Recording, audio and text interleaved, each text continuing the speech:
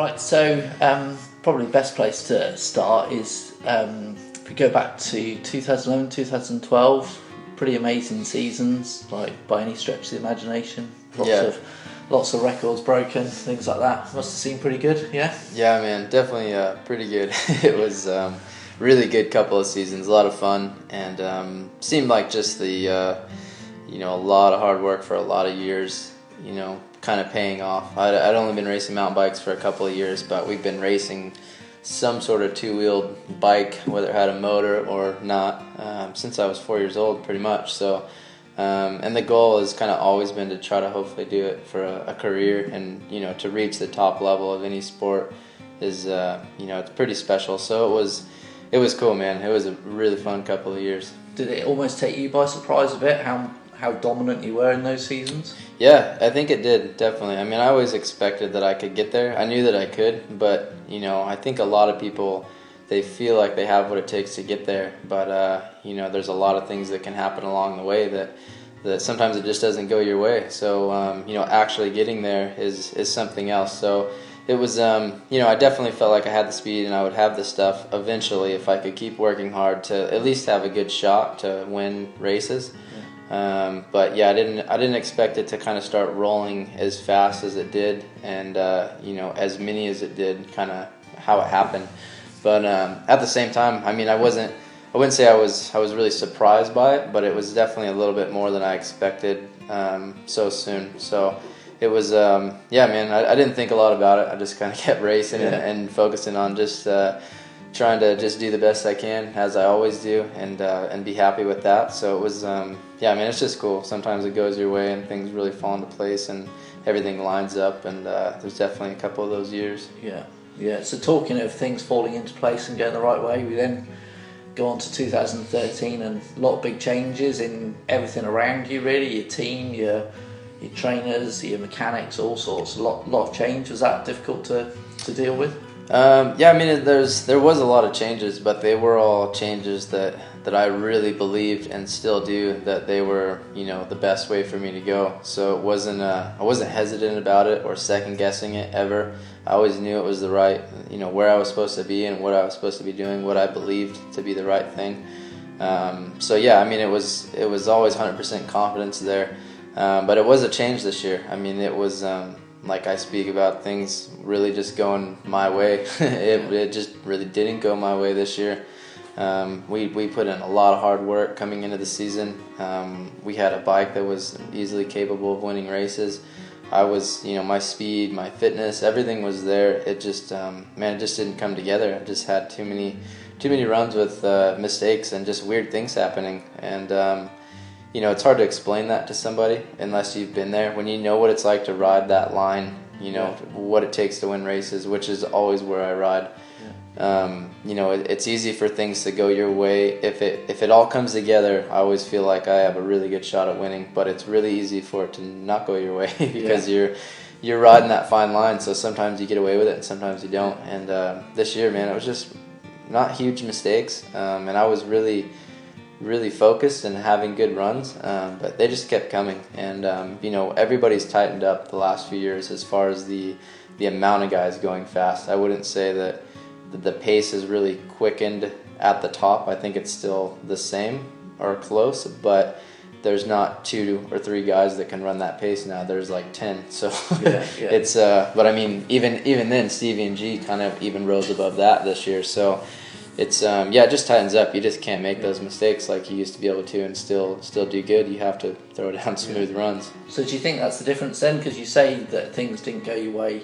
You made little mistakes in 2013, but I remember in 2011, 2012, there were a few races where you won by quite a considerable margin, and you'd even crashed or gone out of the tape, and you still won. So do you think, the other people have got faster and so you can't get away with those mistakes? Or Yeah, definitely. I mean, the crash you're talking about was at Fort William. I think in 2011 I had a crash, and it was a quick one. I slid up, stood right back up, and got going again. So it only cost me probably, 3 or 4 seconds, but I ended up getting 5th there still on the podium. And that's, at that track especially, because it's the same track every year. It'd be really hard to get away with that now. Yeah. But I don't know if I could even put my finger on it exactly, but it's definitely the amount of people going fast. You might only lose 4 seconds like then, and that was the difference between first and fifth. Now it's like sometimes if you're 4 seconds back, you're almost out of the top 10 or something, it seems like. So that just the mistakes get magnified because of how many guys are going fast. So it's just part of the deal. It's as any sport evolves and people start to put in more work. The bikes get better. There's more guys going fast. You look at Supercross or a lot of other sports when they get competitive. There's just those years when it's there's a lot of fast guys, and when that happens, it's it's even harder to be consistent at the top. So that's what it was this year, and I just wasn't able to put runs together what I was capable of, and so it magnified the mistakes a lot more than it maybe would have in the past. Did you feel a lot of pressure going into the season? The fact that you'd had such dominant seasons and then you're on a new team and feeling like you had to perform for that team, or? I wouldn't say. I always have a little bit of pressure on myself because I know what I'm capable of. So I always want to, rise to the level that I feel like I can ride at. But at the same time, I wouldn't say that other people's expectations get to me a lot. I always know that I'm going to show up as prepared as I can and ride the best I can ride. And what else can you do besides that? Sometimes I've had plenty of times, a lot more losses than wins since I was 4 years old. I guess we'll put it that way. So it's not new to me. And sometimes you can do everything right. You can try your hardest. You can get to the race. You can put it all out there, and you get 20th, like at Fort William. And it's like, you better be okay with that because that's racing, And sometimes you have off days or off seasons or whatever. And I've had plenty of it in the past. So you just you take the good with the bad. And I know I'm always gonna put 100% in, do the best I can do, and just show up and do that. And if I'm doing that, then I know I can be happy. I'm honoring my sponsors. I'm loving them in a way that I'm not messing around away from the races and showing up unprepared and kind of being an idiot. I'm doing everything I can for them and for myself, and so I'm always happy with that. So for me, this year was really good. I wouldn't for myself, I wouldn't change it at all. I learned a lot about myself and about people, and where my beliefs were with certain things, little things that ended up bothering me that I didn't think that they would, as far as people's reactions and caring a little bit too much about, other people or things outside of myself more than I realized that I would if I was ever in a situation like that. So for me, as far as growth as just a person and my faith and stuff, it was a really good year. But, for my sponsors, I would have liked to have done better because it really didn't showcase what we were capable of, how good the equipment was, how good I was, and the team as a whole. So that was a bit of a bummer, but, we still had a couple of good races, and they know where I'm at with my work and how, what I'm capable of. So they've been nothing but 100% supportive and just moving forward and hoping things go our way this year. You said about the equipment then, and there was an awful lot of talk around Fort William time last year about you weren't entirely happy with the bike setup and things like that. And what was the score there then? Yeah, it was basically just, for one, people really made that way bigger of a deal than it was. It was not that big a deal, and people kind of blew up on it. So I guess it's important to keep that in mind. But we just went to Fort William, and I was just straight up just struggling with the stability of the bike, with my riding style, with just how short it is on all the tracks, anywhere I'd ridden it before, and still right now I have a bike in my garage right now with a short chainstay because I enjoy riding it more. It's a funner bike to ride. But it just didn't quite give me the stability I needed at a World Cup kind of track, and sometimes you mess that up. A lot of people were like, oh, you should have done the testing and you should have known. And we put in more hours of testing and more time coming into last season than I ever had before, probably all the years combined. Because, I'm on a new bike. I got to put in the work.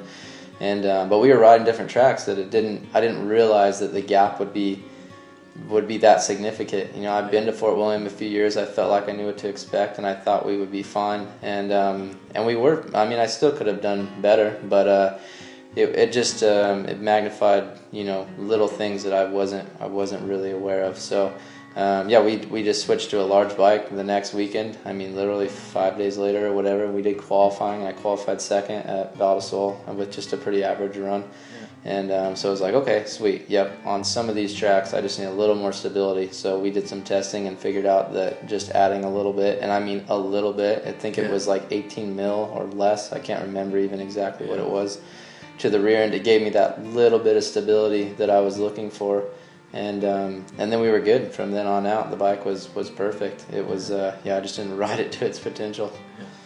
So you say about your preparation then that you hadn't really ridden on a track like Fort William. Is that, do you ever get tempted to go to Europe and stuff during the off season to train on tracks, or because I think you do? Am I right in saying you do a lot of the training around here? Yeah, I mean we do a lot of training here, but we usually rely on like East Coast races before the start of the season, and we go to Port Angeles and ride other tracks a lot before the season starts. So a lot of people jump on that bandwagon pretty quick. Why don't you go ride World Cup tracks? And it's like, well, I haven't in the past, and those seasons worked out pretty good for me. I'm pretty smart to know what it's going to take. Last year was a little different because we didn't start at South Africa and then have a month of East Coast riding before we went to the first World Cup. It was just straight into Fort William, and whatever it was, like June or something, it was the first race, and I hadn't done. We'd been to Port Angeles multiple times and a lot of other tracks, and I thought, I just thought we'd be okay, and it was just a little more than I expected. So it was like, sure, made a mistake. It's like, that happens, and and we fixed it by the next weekend. So, but I mean, even then, the bike was still, I could have won that weekend on it. I just, it was just an off weekend for me. So what can you do? So you kept your preparation for this season the same as previous years? Yep. This year we're going to South Africa first, so that kind of terrain is pretty similar to what we actually get to race on here, with that type of track and stuff. So you can kind of build in, and then we'll probably do some more national level races between Australia and Fort William, and so we'll be dialed. And we already know, now I know what to expect, so we know where to go and with our setup and showing up as good as we can. So. It's always a trade-off. I think one thing people don't realize, they say, why don't you go to Europe and why don't you go over there and ride on World Cup tracks in the winter when it's like, it's cold and it's raining and it's whatever. You can't just go to Fort William right now and ride probably. I mean, maybe you can, but it wouldn't be very much fun. And so for me, I always just, we do a lot of traveling. You got to do what you feel is best for you. And I feel like being here when I can wake up in sunshine and put in my training hours every day and be consistent and enjoy it, not struggling through a day to get in 4 runs on a track that's rough with nobody around that I know, and making a huge trip over there and doing that. It's just not worth it for me.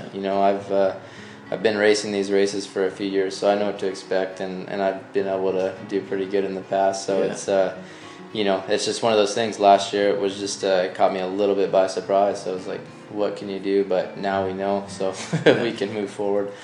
And you, do you feel any less pressure coming into this season? The fact that you're no longer expected to win every race. Like, I mean, it's a crazy thing to say, but there was a point when everyone was expecting you to win every race, really.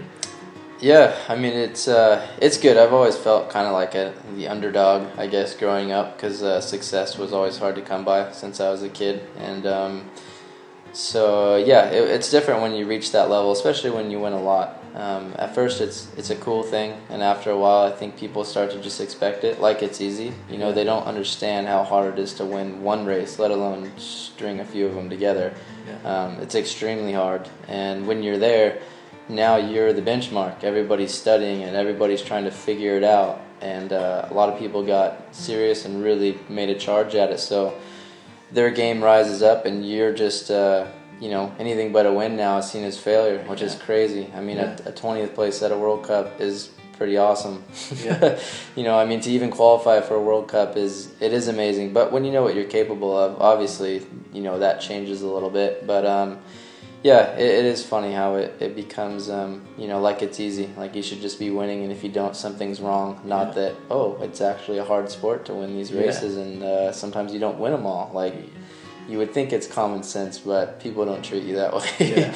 So, coming into this year is good. I think, I was excited last year, had a fun year as far as my riding and everything. I enjoyed it. And so this year I just want to keep building on that, and hopefully we'll have more success in form of results. I think we should. I'll definitely be ready when we show up at the races to win races, I feel, and there's no reason we shouldn't, but that was the case this year, and it still didn't go my way, so it's nothing's a sure thing, but I know I'll have the tools to win races this year. It's just seeing if it falls into place, but I'm pretty confident that it will. Do you feel pressure from your sponsor at all, from Specialized? Because obviously those guys must have invested a fairly serious amount of money in you. Yeah, I mean, it's man, they've been really cool since I first signed with them. We went through kind of a little bit of a gnarly time when I first went onto the team, leaving Trek, and man, they've always had my back. They've always been nothing but 100% supportive, and that never changed this year. If anything, they were more happy than just about anybody all year. There was never, not one bad thing all year I ever heard from them. It was always like, just keep working, man. We know you're putting in the work. We know what you're capable of. Like, we got your back. Let's just keep moving forward and you'll get there. And so that was part of the reason when I signed with them. It was, I really got to feel kind of for the company. When you go up there to Morgan Hill and you meet everybody, I think you quickly see that Specialized is maybe a little different than what people make it out to be as this big corporate monster.